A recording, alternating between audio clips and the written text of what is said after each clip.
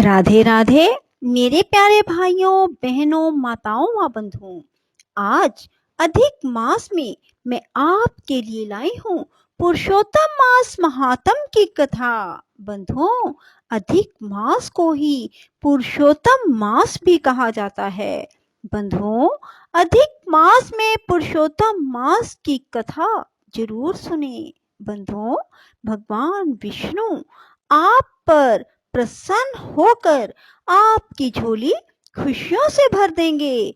बंधुओं, यदि आपने हमारे चैनल को अब तक सब्सक्राइब नहीं किया तो जरूर करें और बेल आइकन दबाना ना भूलें, ताकि आपको हमारी आने वाली सभी वीडियोस की जानकारी सबसे पहले हो सके।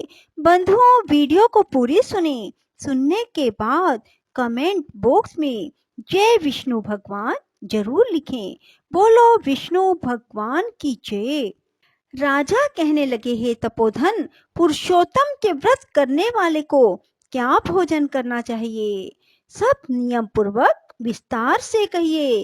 वाल्मीकि ऋषि बोले, हे राजन, पुरुषोत्तम के जो नियम कहे गए हैं वह सब नियम मैं संक्षेप में कहता हूँ, सुनिए।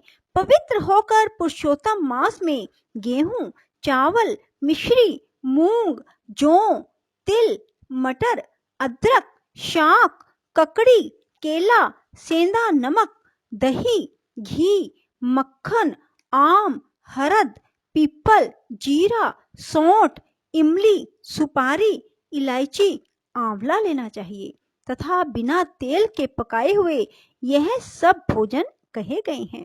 सब प्रकार के आमिष और मांस आदि, बेर, राई, नशे वाले पदार्थ, दाल, तिलों का तेल, लोहे से दूषित, भाव से दूषित, क्रिया से दूषित, शब्द से दूषित ऐसे अन्नों को त्याग दें। पुरुषोत्तम मास में देव, वेद, ब्राह्मण, गुरु, गो, व्रत करने वाले, स्त्री, राजा और महात्माओं की निंदा ना करें। अपनी शक्ति के अनुसार भगवान विष्णु की प्रसन्नता के लिए व्रत करें। वाल्मीकि ऋषि कहते हैं, हे राजन, व्रत करने वाला कार्तिक अथवा माघ मास में भी इन नियमों का पालन करे, अन्यथा नियम के बिना व्रती मनुष्य व्रत के फल को प्राप्त नहीं होता। यदि शक्ति हो तो भी ना खाकर पुरुषोत्तम मास का व्रत करें। यदि निराहार ना रहा जाए तो घी पी लेवे या मांगा हुआ दूध पी लेवे, या व्रत करने वाला शक्ति के अनुसार फलाहार कर लेवे। बुद्धिमान पुरुष जैसे व्रत का भंग नहीं हो वैसा ही कर ले। पुरुषोत्तम मास में 1,00,000 तुलसी दल से शालिग्राम का पूजन करने से अनंत पुण्य होता है। जो इस विधि से पुरुषोत्तम मास का व्रत करते हैं उनको देखकर यमराज के दूत दूर से ही भाग जाते हैं।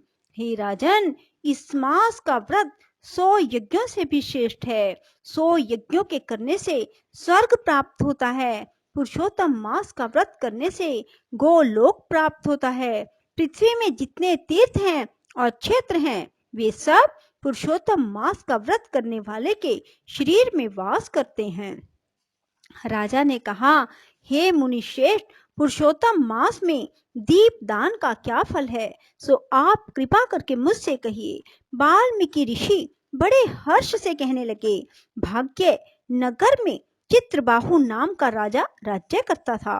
वह सत्य प्रतिज्ञा वाला, बुद्धिमान, शूरवीर, क्षमाशील, सब धर्मों को जानने वाला, शील रूप, दया से युक्त, पूजनीय भगवान का भक्त था। एक दिन दूर से आए हुए अगस्त मुनि को देखकर दंडवत प्रणाम कर विधि से पूजन करके भक्ति से आसन बिछाकर ऋषि के आगे बैठकर नम्रता के साथ बोला, आज मेरा जन्म सफल हुआ। जो मुनिराज मुझ सेवक के घर पर आए, फिर सिर झुकाकर राजा हाथ जोड़कर कहने लगा, महाराज, मेरे यहाँ बहुत सी लक्ष्मी और अकंटक राज्य कैसे हुआ? वह पतिव्रता स्त्री कैसे प्राप्त हुई? मैंने ऐसा कौन सा अच्छा कार्य किया था? यह सब कृपा करके मुझसे कहिए। अगस्त्य जी राजा से कहने लगे, राजन, मैं तेरे पूर्व जन्म का चरित्र कहता हूँ। सुंदर चमत्कारपुरी में मणिगिर्व नाम से तू हुआ था। तू नास्तिक, दुष्ट चरित्र वाला, कृतघ्न, खोटी बुद्धि वाला था, परंतु तेरी यह सुंदर स्त्री मन, कर्म, वाणी से पति सेवा में प्रायण, पतिव्रता, महाभाग्यशाली, धर्म में निष्ठा वाली थी। तू पाप कर्म करने वाला, जाति वाले और भाई बंधुओं से त्यागा हुआ था। क्रोधी राजा ने तेरा सब उत्तर धन छीन लिया। फिर जो कुछ बचा वह जाति के लोगों ने छीन लिया। सब धन के चले जाने पर तुझको बड़ा क्लेश हुआ।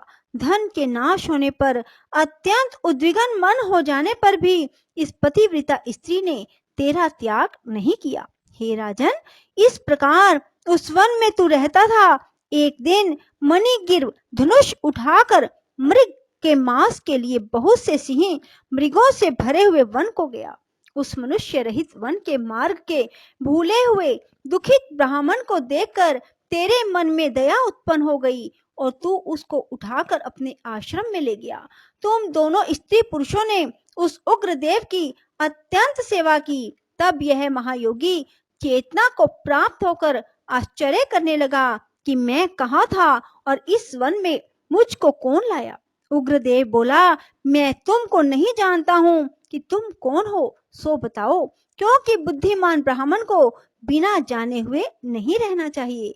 मणिगिर्व कहने लगे, हे ब्राह्मण, मैं भाई बंधुओं तथा जाति के लोगों से त्यागा हुआ मणिगिर्व नाम का शूद्र हूँ।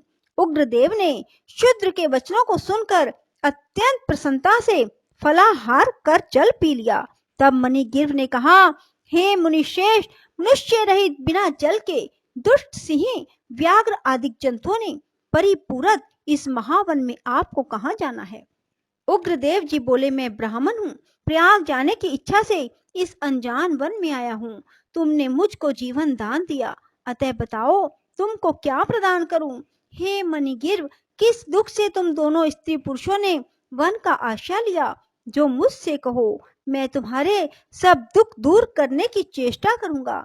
अगस्त्य ऋषि कहने लगे, इस प्रकार स्त्री के सामने उग्रदेव के वचनों को सुनकर मणिगिर्व मुनीश्वर की प्रार्थना कर दरिद्रता रूपी समुद्र से पार उतरने के लिए अपने अत्यंत भयंकर अनेक कर्मों को सुनाने लगा। बोलो विष्णु भगवान की जय, पुरुषोत्तम मास की जय, लक्ष्मी माता की जय। कृष्ण गोविंद गोविंद गाते चलो, कृष्ण गोविंद गोविंद गाते चलो, नाम जपते चलो, नाम जपते चलो, कृष्ण गोविंद गोविंद गाते चलो, कृष्ण गोविंद गोविंद गाते चलो, कृष्ण गोविंद गोविंद गाते चलो, कृष्ण गोविंद गोविंद गाते चलो, नाम जपते रहो, नाम जपते रहो, नाम जपते रहो, नाम जपते रहो, कृष्ण गोविंद गोविंद गाते रहो, कृष्ण गोविंद